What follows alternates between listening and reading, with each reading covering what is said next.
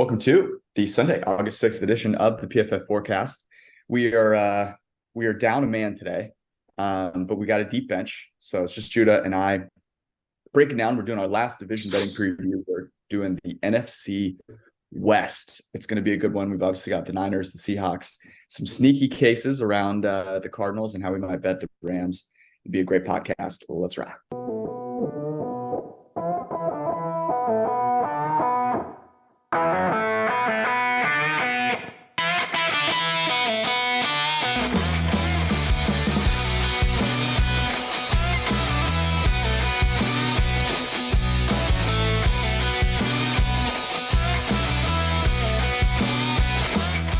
So, Judah, I'm going to have to rely on you for all of Brad's wisdom around like anything contract or news worthy. So I hope you're ready to go there.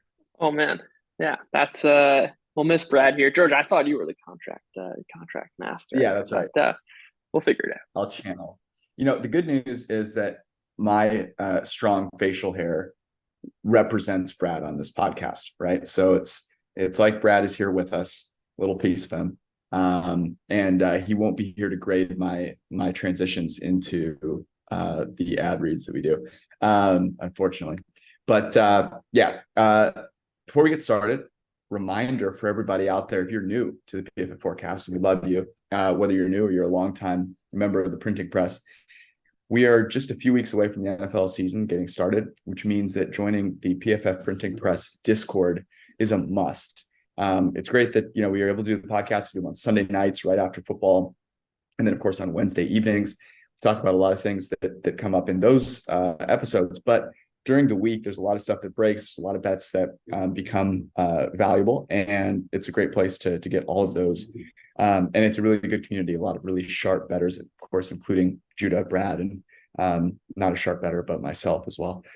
So go join it. You can find the link in the description of the YouTube video and on our Twitter accounts. So we'll see you there. By the way, we're doing merch giveaways. Brad has been running those. So we'll get another batch of people some printing press hats here shortly. So if you want some good merch to get yourself ready for the season, go jump in. All right. NFC West. My San Francisco 49ers are the prohibitive favorite. Going through here, we've got the Niners at minus 160, the Seahawks plus 195. That has moved down considerably from where it opened. The Rams at 10-1 and the Cardinals at 25-1. So the Niners 62% implied probability, the Seahawks 34%, the Rams at 9%, and the Cardinals at 4%. So as we normally do, let's open up here. Which of these is the most mispriced, Judah? Yeah, I think it's actually the Cardinals. This is not a bet I'm interested in. I'll say that fully, but I think it is the most mispriced in terms of a value perspective. And honestly, I think there's kind of a built-in assumption that Kyler Murray is going to be out for all of this season, but he has every incentive to play, which is if this team tanks, this is a guy who's going to be out of a job, right? They're going to be lining up for Caleb Williams or Drake May or whoever it is with the top pick. He has every incentive to get back.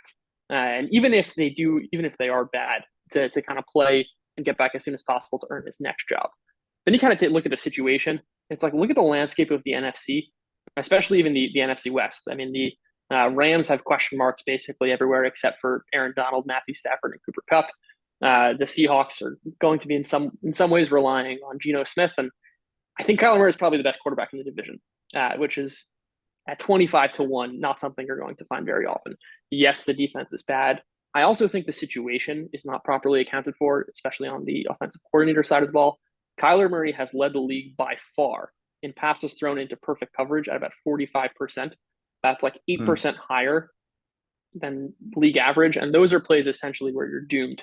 You are not going to succeed. The base rate is worse than, is 2 times as bad as the worst offense in the NFL last year in terms of EPA. That's a function of receivers and a scheme that just could not get guys open. It was just running, 7-yard outs and ins and digs and nothing creative. It's an unknown at offensive coordinator now. There is some case, though, that maybe Kyler Murray can take the next step. If he comes back in, week 5 or week 6, this is a team with a pretty easy schedule insofar as those things matter. Like, he has every incentive to come back. And if this team can kind of luck their way into like a 2-4 start with the way the NFC is shaping up this year, and still a question marks with the NFC West, 25-1 for probably the best quarterback in the division is something I will always be interested in. It's an interesting point, and I think you're right that a lot of people assume Murray is out for a long period of time. I guess my question, kind of back to you, I think that case and the offensive coordinator one, by the way, is a really, really, really good one. Obviously, Cliff Kingsbury no longer there, and so you'd expect just an average NFL offense, and obviously the kind of system that you're expecting to see is the one that we saw in Philadelphia last year. So what is the kind of way that you unlock with that offense? Obviously, it's a mobile quarterback. I guess how, if he comes back week 5 or 6, maybe he's coming back a little early. To your point, he has a lot of incentive to play. Certainly, if he's playing, he has a lot of incentive to run. But, that is something where if you're coming back that year after that kind of a knee injury, maybe you're not expecting to see it. So how worried are you about the injury impacting whether he's the best quarterback or not? Because I agree with you if he's fully healthy. Yeah, I think the mobility obviously will be in question, but I don't think, and especially if you want to use the Eagles comparison, I actually think it works in that the combination of the receivers are probably their best unit, right? Rondale Moore, Marquise Brown, Greg Dortch even showed flashes. These are guys who are not train wrecks. In particular, they're very good after the catch, which I think is a perfect combination for a quarterback like Murray, who, if he's not using his legs to kind of stretch the field, at least he can make quick reads and throw the ball accurately. He's definitely one of the more accurate passers. And if you design an offense for yards after the catch, kind of quick throws, quick reads, similar to how the Eagles ran with Jalen Hurts, which is it's interesting with Hurts. If you look at his time to throw, which has gone down a lot in recent years, it's more so the kind of quick reads and the quick play that have kind of put the time to throw down, which is like when he's scrambling out of the pocket, his time to throw is actually extended, meaning he's extending plays longer, which is a good thing. And on the plays where he's not being pressured and not scrambling, his time to throw is going down, which is a function of these short throws. I think you can see a similar offense just getting the ball out quick and accurately, which is something Kyler Murray does well. It's a totally different game. Look, is he going to be able to, have those 60-yard scrambles? Probably not, but you can still kind of leverage him as an accurate quarterback who can make quick reads. And that, I think, can be a successful offense, especially with the yards after the catch type receivers they have in Rondale Moore and Greg Dortch. Yeah, that's interesting. And you, by the way, you can find things like time to throw and kind of the distribution of time to throw in the PFF quarterback annual, which you can get with the PFF Plus subscription on PFF.com and in our PFF premium stats as well. It's interesting looking at Kyler Murray. He was really, really bad last year. So PFF grade in 2020, 83, PFF grade in 2021, 84, PFF grade in 2022 was 67. It was really not a pretty sight. But if you go back to 2021, one of the things that we saw with Murray and the way that he progressed, and he was off to a really, really hot start in 2021. He got a little nicked up and that hurt him further along down the year. He was grading close to 90 for about the first half of the season. And many people had him as the MVP. He really figured out how to attack the middle of the field. And to your point about those receivers, those are guys who are going to be able to get open quickly across the middle of the field. So that's really interesting. Okay. So let me ask you this. We're not expecting, people were not expecting us to talk about the Cardinals a bunch. What is your favorite way to bet that thesis? Yeah, I think it's Cardinals to make the playoffs. I think still the advantage of the Niners is so great that a division odds, even if I think the fair odds are a couple of percentage points off, they're still so low. Maybe you can sprinkle something there. I think it's to make the playoffs. And I think it's also in that way a bet on the rest of the NFC just not being particularly good. And you're kind of getting 2 for 1 there. You can get it at 1,100. That's the best I saw. Perhaps that's changed a little bit here or there, but it's basically saying this team kind of hangs around. Murray comes back. He's okay, and they sneak in, 8-9, or at the very least, we're looking at week 15. This is a team with a shot at the playoffs, and their odds are now plus 300, plus 400, and you can get out of that position. The Niners, I think, are too much of a juggernaut to bet the division, but the playoffs, the NFC. I mean, who's going to make the playoffs? I have no idea. I think that's pretty good value. So I like your thought process there on the most mispriced. I will say here that, and again, if you have been a listener all off season, you already have a fair amount on the Seahawks and at a much better price than this. I think we got them in the mid 200s. And so now they're 34% here. I still feel that this is a bit mispriced, and here's why. The Niners, to your point, are a juggernaut in this division. There's no doubt about it. They have such an advantage basically across the board. Like there is not, I don't think, a single unit where they don't have the best unit in the division. But if you are looking at one where there is an opportunity, I think it's the Seahawks with their passing game, the wide receivers in particular. Now, the Niners have great wide receivers, but if Jackson Smith and Jigba is anywhere near as good as many think he can be, and a lot of what we've seen thus far, the combination of him, DK Metcalf, and Tyler Lockett is incredibly good. I think DK Metcalf, one of those guys who sensation as a rookie, and I think people have sort of forgotten about him. But the dude is an absolute stud. 80 PFF grades in both 2020, 2021, and just below that last year. But Geno Smith was the highest graded quarterback in this division. So to your point, Judah, about the best quarterback in this division, the best quarterback that we know is playing week one is Geno Smith. And the combination of that wide receiving core with that quarterback, I think gives you a chance to have the best offense in the division. The 49ers, you're going to get a automatic, oh yeah, they're the best offense in the division because of Kyle Shanahan. There's a lot of unknowns there. Okay. Everyone is assuming that Brock Purdy is going to come back from a pretty serious elbow injury. Everyone is assuming that when he comes back, he's going to be great, similar to how he was in from week 13 onward. And everyone is assuming that Sam Darnold is going to just be good in that offense. I think those are they're better chances of Sam Darnold being good in that offense than any other offense. But that's a lot of assumptions, and you just have to be a little bit wrong on a few of them for this thing to go the other way. You also look at the Seahawks, and you look at that defensive backfield. Very, very, very strong. You get Bobby Wagner back. You've got Tariq Woolen. You've got Devin Witherspoon, who they drafted in the first round this year. So, a talented team, I think, all around. And I really like the Seahawks here. I'm not sure I would say they should be the favorite. I don't think that's necessarily the case. But given all the things that San Francisco is dealing with, especially at the quarterback position, I really think there's a case for them to be more like, 40, 42% chance to win the division. Yeah, I love that. I think the point of the Niners is especially potent. It's almost like there's a case of recency bias where it's like because Brock Purdy stepped into the situation, we're all just like, oh, any quarterback could do it, as if like Nick Mullins wasn't able to operate it well, CJ Beathard wasn't able to operate it well. Like Jimmy Garoppolo was markedly better than those two. It is not a given, especially like it's a serious injury. An elbow injury is not something to take lightly for a quarterback.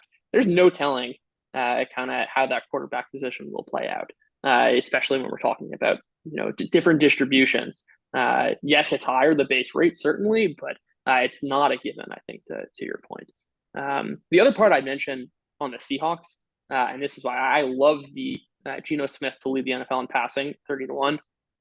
It's in addition to the receivers, it's offensive tackles.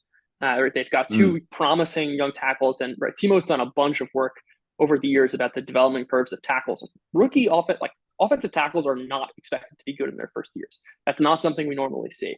Right over the development of them going into their second year, we should see some big improvement. Geno Smith is also the type of passer who is a little bit more dependent on his situation, where he's not going to be able to create for himself so well, kind of outside of the pocket, if he's going to scramble in the same way that guys like Josh Allen, Patrick Mahomes, Joe Burrow, who are kind of a little bit offensive line agnostic to some degree. Geno Smith, not that.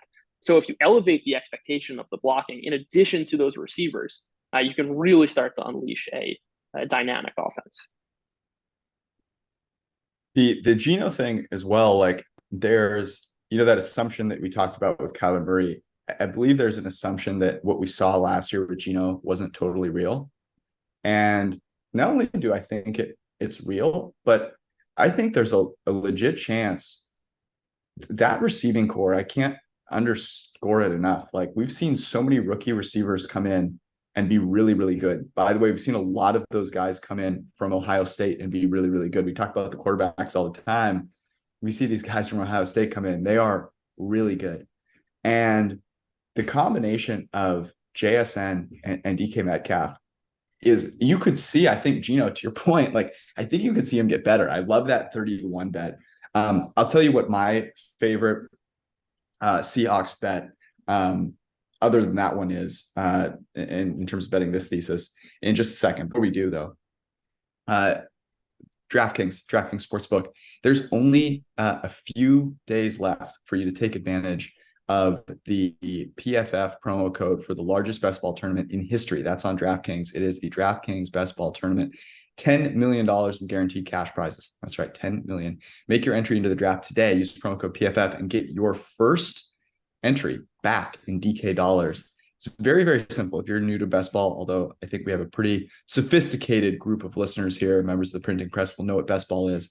But for those of you that haven't, the best part about it, you don't have to do anything other than draft. It's all about the draft. You draft a good team. The highest scoring players count towards your team every single week. So there's no ads, drops, trades. Doesn't matter. Really simple. It's basically how well can you draft a team. $1 million goes to the top prize, and teams with the most points at the end of the season will have a shot to take that home. So here's what you do. Use promo code PFF. Go down to the DraftKings app and sign up using that promo code for the DraftKings Best Ball Millionaire Tournament today. Promo code PFF. Gambling problem? Call 1-800-GAMBLER. Age and eligibility restrictions apply. Void where prohibited. See DraftKings.com for details. So the division plus 195 already have better prices than that already. So how else might you bet this? The alt win totals. Over 11.5, 4-1, over 12.5 is 5-1. I kind of like the 11.5 a little bit better. If you're feeling a little frisky, over 12.5, I think definitely an option there. Again, they're not playing a first place schedule. The NFC is really not very good. The Arizona Cardinals, as we talked about, there's a lot of question marks there. We're going to talk about the Rams here in a second as well. And then you have a San Francisco team, to your point, around the quarterbacks. There's just a ton of unknowns. So I like that alt win total. I guess my one question with the Geno passing yards piece is, are you worried? I mean, obviously it's 30-1, but is there any part of you that thinks Pete Carroll throws the ball more? Because volume is probably going to be the biggest question there, right? Yeah. So what was interesting, I was actually surprised by this. I was looking at the pass rates over expected.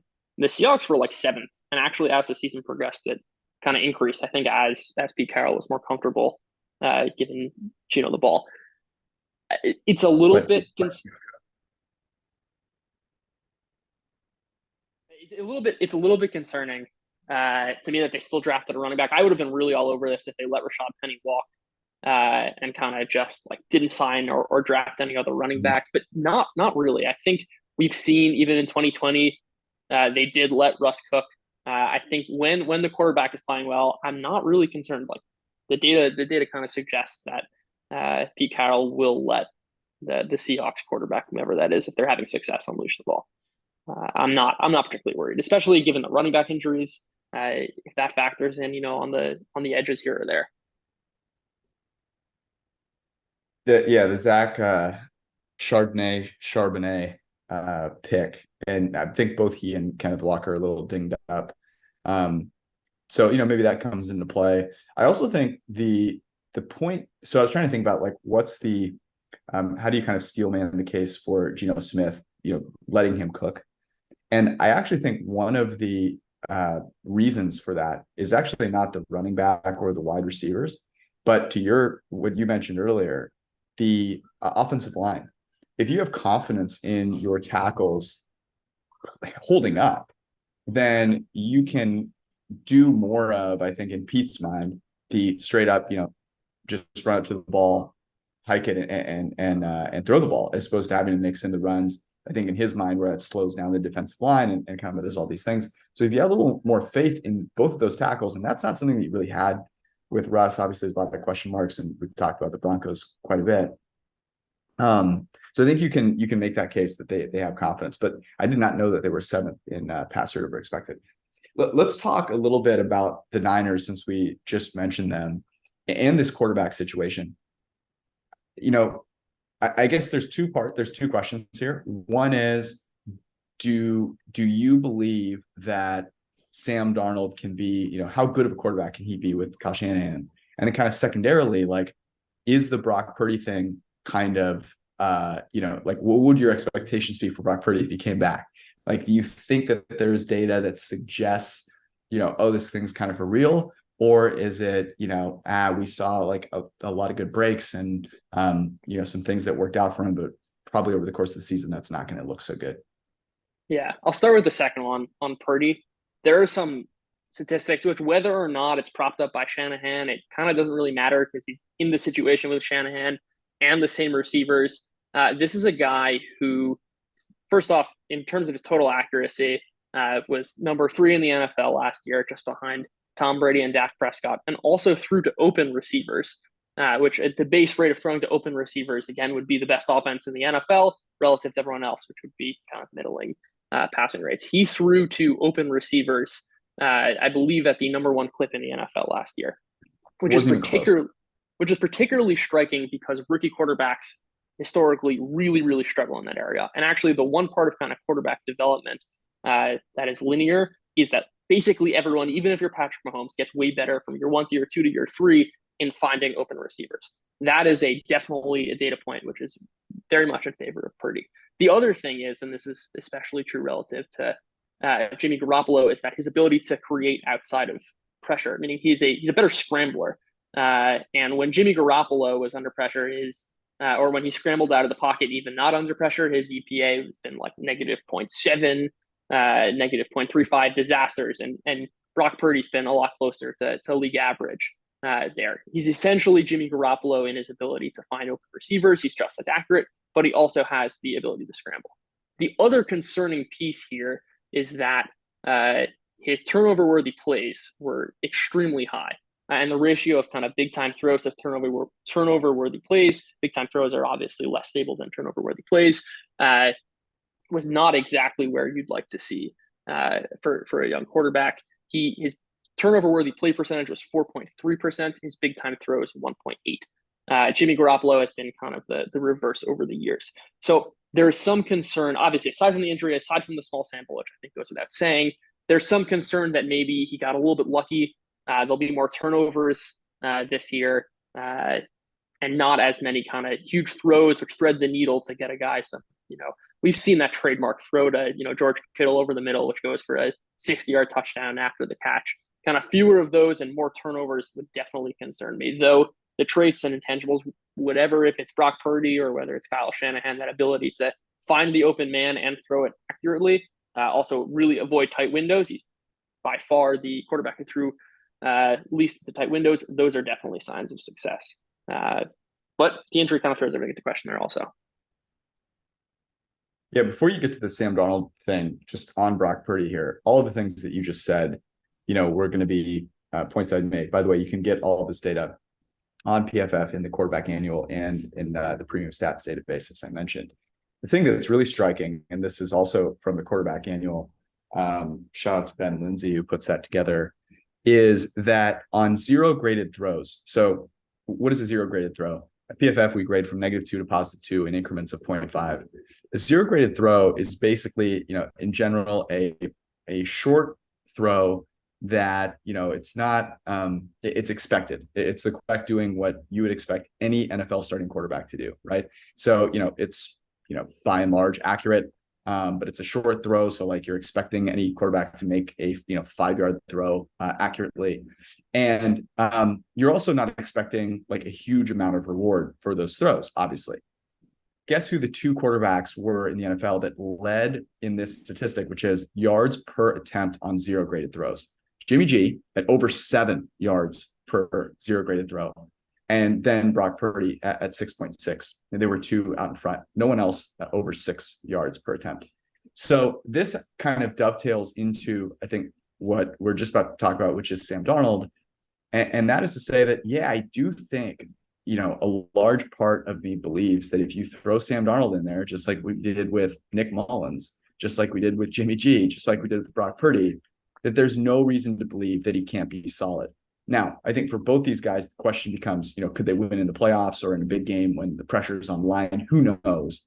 But over the course of the season, I don't think there's any reason to believe they can't be a top 10 passing offense because of how good Kyle Shanahan is and how good those receivers are. What's your take on Sam? Yeah, I think that's true. I think, again, we have to kind of work around the base rates here, which is like Sam Darnold throughout his career has been an extremely inaccurate passer. I'm looking at his, and that's in some ways tied to if you have fewer open receivers, you're going to be less accurate. But this is a guy whose accuracy was 38%, 43%, 36, 37, and then last year in a small sample was 42. Although basically everything about his play last season was a career anomaly relative to his career average. I'm going to say that's mostly the fact that it's a small sample, and if we kind of picked out 5 or 6 games from any of the other years, you might find a similar kind of production set as Sam Darnold 22. But again, it's a matter of the base rates. 38% would be well below league average. That's way worse than Bailey Zappi was last year. Joe Flacco.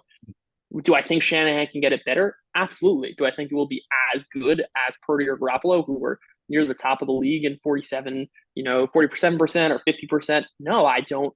I don't think that's necessarily a given. Again, if he's 44% accurate, that's still a really good offense. But it's not necessarily a given that he can kind of run the same, that he's going to have the same ability to find the open receivers, right? The zero graded throws are basically doing what's at expectation. It's no given based on Darnold's history that he's going to be able to do, at least to the same extent as those other two guys, what was expectation.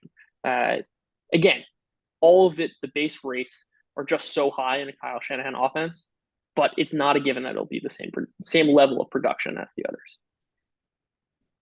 Yeah, the accuracy is interesting, and both Garoppolo and Purdy, but Garoppolo in particular is a really accurate thrower of the football.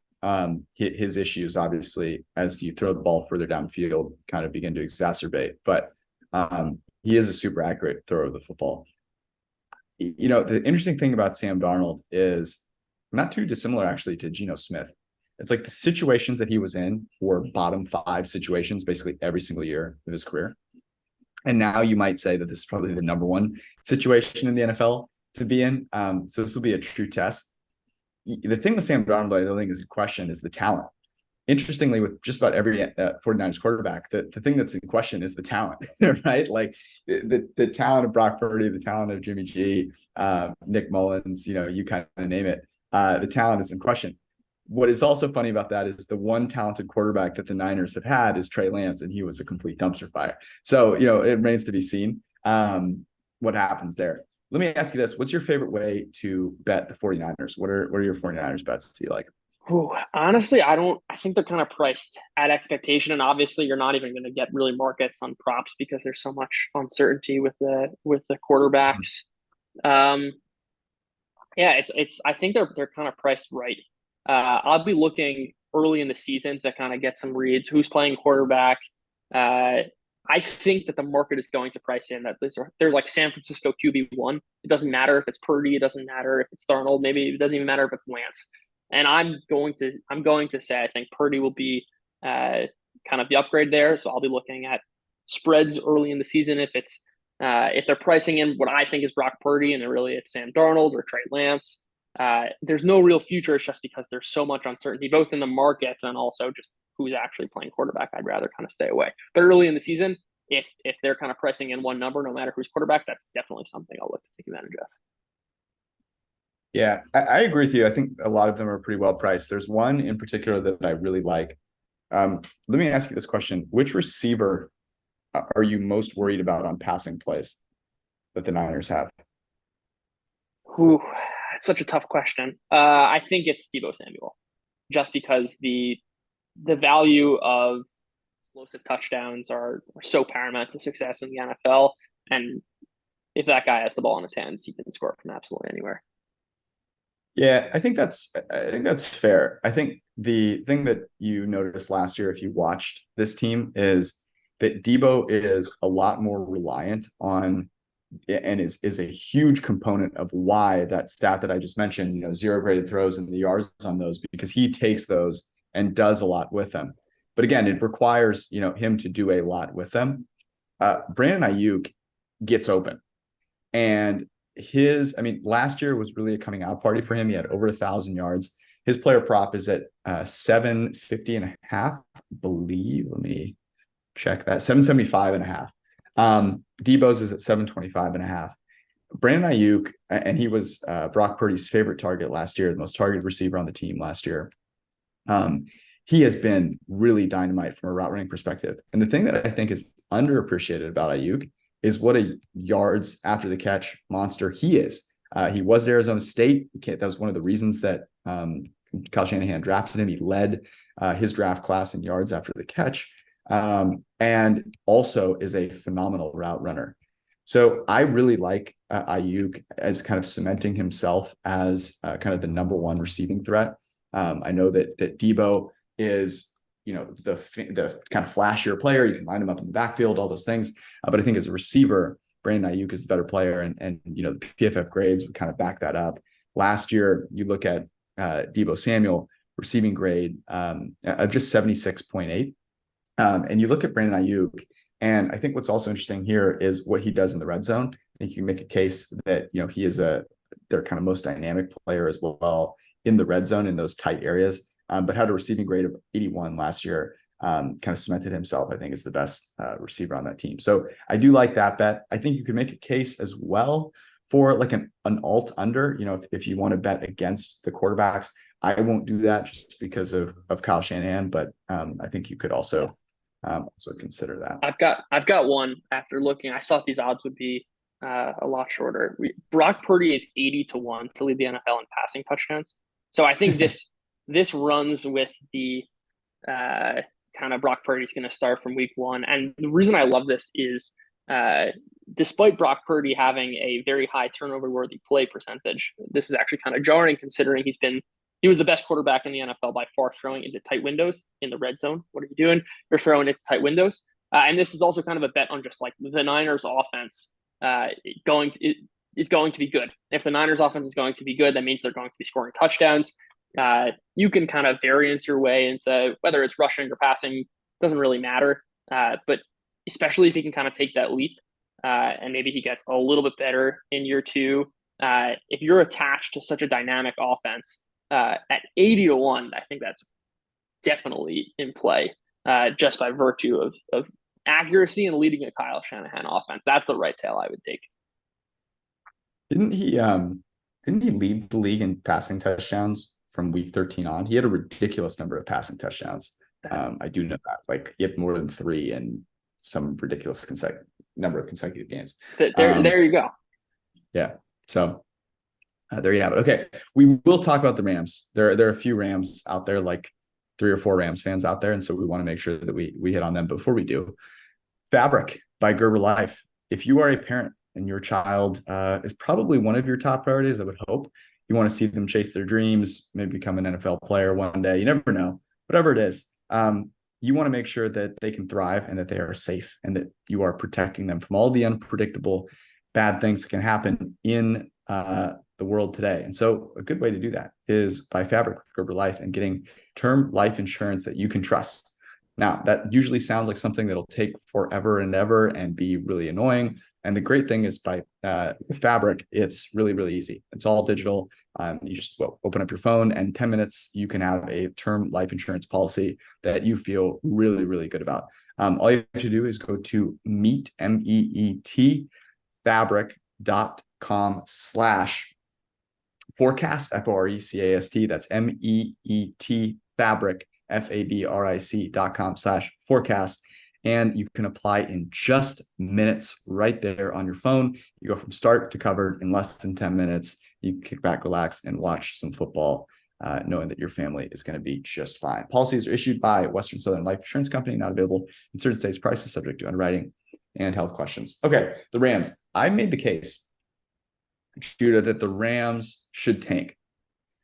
Now, I think and I was kind of thinking that maybe they would trade Aaron Donald, they would go kind of full tank, right? They got rid of Jalen Ramsey this offseason. There are a lot of deficiencies on this team. Matt Stafford had a 67 PFF grade last year. It was not pretty. The offensive line is pretty decimated. They've really leveraged, their present for the past by trading away all of their picks. And so they're in a tough position. However, Sean McVay, I don't think is the guy that is keen on tanking. Certainly Matt Stafford is not. What do you think this Rams team does this year? Yeah, I mean, I think they're going to try and win. but I don't think that's really going to help them at all. I think this is one of the worst teams in the league. I think about if you're a defense, right? You're game planning against them. You're going to double team Cooper Kupp and be like, okay, sure, let Van Jefferson or Ben Skoranek beat you. We can like even rush 4 or 5 because there's no offensive line there. And on the defensive side of the ball, it's just like Aaron Donald and a bunch of weak links. There's really no one who's graded positively, even according to PFF, who has enough snaps to qualify. I think the best player is the 44th. It's Marquise Copeland, the 44th defensive lineman out of 127. It's just there are no real talented players. Look, I think that they trying to run it back one last time, maybe with saying, okay, we've got Stafford, we've got Kupp, we've got Donald. If a bunch of rookies can kind of come in place, maybe we'll be competitive. But I mean, football is it's a team sport. Quarterback matters a lot, and this is with so many weak link systems attached to football, and this team just has so many weak links. I can't see how they succeed. One of my favorite things to do is prepping for these to go to pff.com and look at the lineup, both sides of the ball. You see the PFF grades on there, pff.com/NFL/teams. And man, this is hard to look at. There are 2 blue dots, right? 2 elite players, Aaron Donald, Cooper Kupp, and they are just surrounded by garbage. I mean, it is really, really bleak. They could have the worst linebackers, the worst defensive backs, the worst offensive line. And I mean, Cooper Kupp is amazing, but I mean, Tyler Higbee, Ben Skoranek, you mentioned Van Jefferson. It is not pretty there. Cam Akers, even when you look at the running back position, you go, man, they even have a crappy running back. And I know he graded well last year, but like, are you really excited about Cam Akers? It's really bleak. And this is where we miss Brad, because the rumors were that Matt Stafford was on the block. They tried to trade him. And my belief is similar to yours. I think they are going to try and win. I don't think it's going to work. Okay. And I think Sean McVay is a young enough and pragmatic enough guy to go, look, I'm not going to retire. I mean, if he wanted to retire, he should have already retired, because this team has no shot at being competitive. Okay. So I think that he will see Caleb Williams playing a few miles away at USC and go, I mean, that is the second lease on life, right? He gets Caleb Williams, and you have all of a sudden a new career, basically, right? A second half of your career.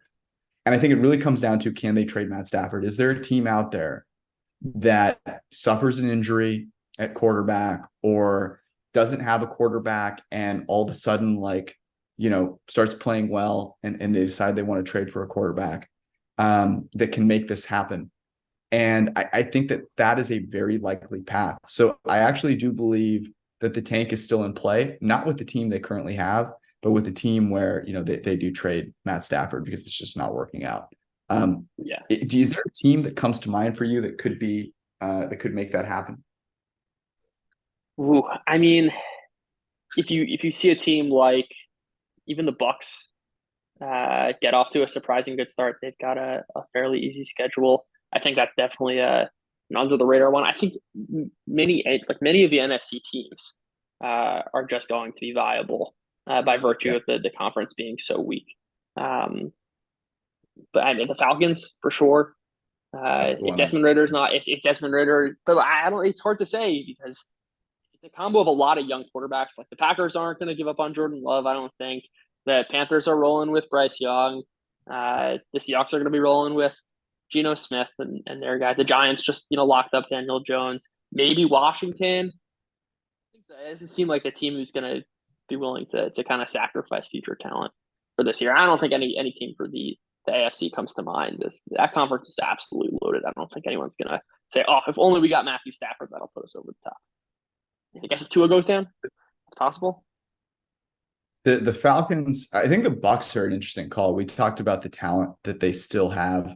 They're not a particularly fast team, but the NFC is really bad. They have some really good receivers, which could be attractive. I think the Falcons are really interesting.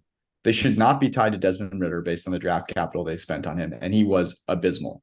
And they have a lot of talent. not a particularly strong division, not a particularly strong conference, obviously. That's the one that makes the most sense to me. So yeah, I think that's the pathway for the Rams. So, what are the different ways to bet the Rams? I like the alt under perspective there. I think you could also make a case for, look, Cooper Kupp. You don't want to risk Cooper Kupp in a year that doesn't matter a lot. Taking the under on Cooper Kupp's, whether it be receiving yards or receiving touchdowns. His line here is 12.50.5. Now they're going to be down. So that's a very risky one because obviously they're going to be throwing a lot and they have no one to throw to but Cooper Kupp. And he's a very good receiver, especially from the slot. But I mean, this is just not a year to risk the only two players on your team that matter in him and Aaron Donald. If you look at alt wins for the Rams, let me pull this up here. So their win totals at 6.5. You could go under 4.5 at plus 280. I think is probably where I would land there if you were looking at an alt win total. Are any bets that you like for the Rams? Yeah, there are two of them. Both, I think, kind of the left tail, which is the Rams to finish last in the NFL at 10-1. And what I like, I think, even more is 14-1 to have the fewest points scored.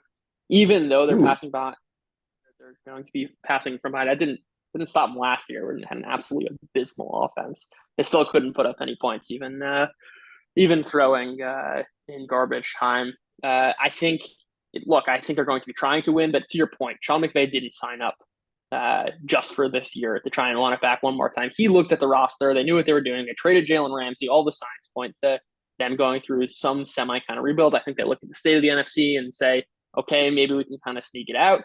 But if this goes off the rails early, I think it's a complete tank job. Kind of similar to how the end of last season went. We're not going to see Matthew Stafford. We're not going to see Cooper Kupp. And they'll be, trotting out Bryce Perkins and the worst defense in the league. And that is not a recipe for success. The fewest points scored, and where are you betting? Where did you find that? I think I got it on DraftKings. Okay. It might not be up at the moment, but I definitely saw it a couple days ago.